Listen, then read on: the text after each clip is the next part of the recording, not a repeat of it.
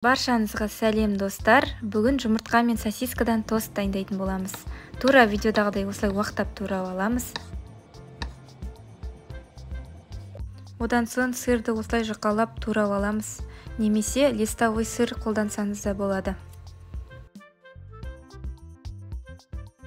Нанның ортасын осылай ажыратып аламыз бөлек.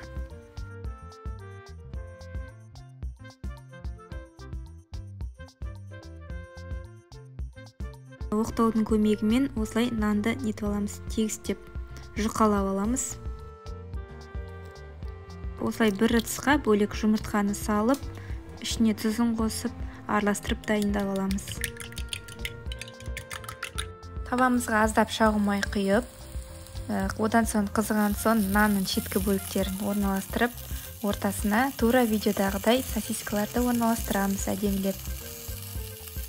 Одан соң үстінен жұмыртқаны құямыз.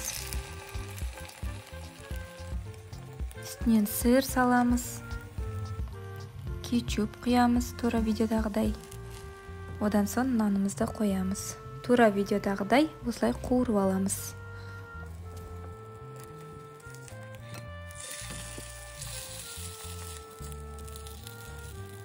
Бес минут шамасында тез дайын болатын.